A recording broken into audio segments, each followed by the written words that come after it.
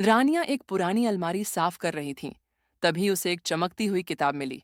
किताब के ऊपर लिखा था, मैं हूं किताबूप, जो मुझे पढ़ेगा वो खुद एक कहानी बन जाएगा। रानिया ने सोचा, अरे वाह, ये तो कोई कहानी की किताब लगती है। लेकिन जैसे ही उसने पहला पन्ना खोला, किताब बोल पड़ी, क्या तुम तैयार हो अपनी कहानी जीने के लिए?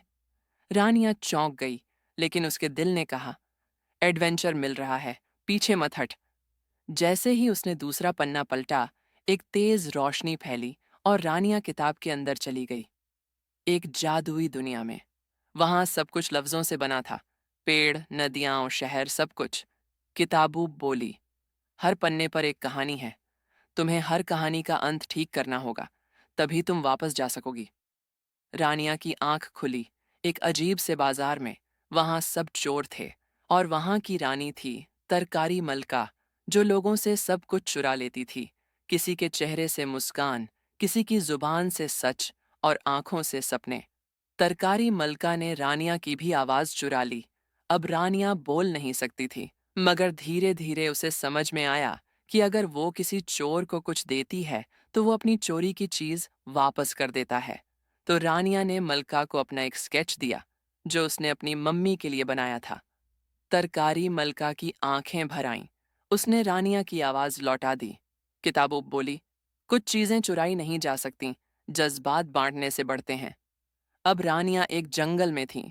वहां छुपे थे तीन डरावने कैरेक्टर, शिखरा डाकू, नाजुक भूतनी, हसरत जिन्न।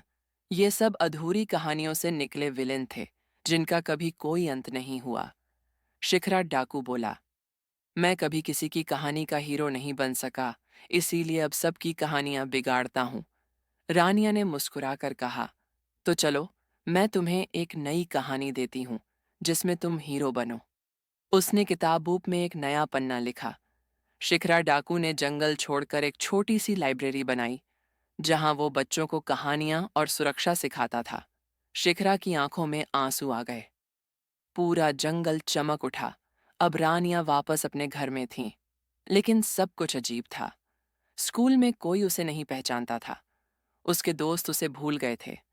वो अपनी ही कहानी से गायब हो चुकी थी। किताबों फिर बोली, तुमने सबकी कहानियों में मदद की, लेकिन क्या अपनी कहानी लिखना सीखा? रानिया सोच में पड़ गई। मेरी कहानी क्या है? फिर उसने लिखना शुरू किया। रानिया, एक लड़की जो किताबें पढ़ते पढ़ते खुद एक कहानी बन गई, लेकिन अब वो हर नए दिन का एक नया पन्ना खुद अपने शब्दों से लिखेगी। अचानक सब कुछ वापस ठीक हो गया। स्कूल, दोस्त, घर और खुद रानिया।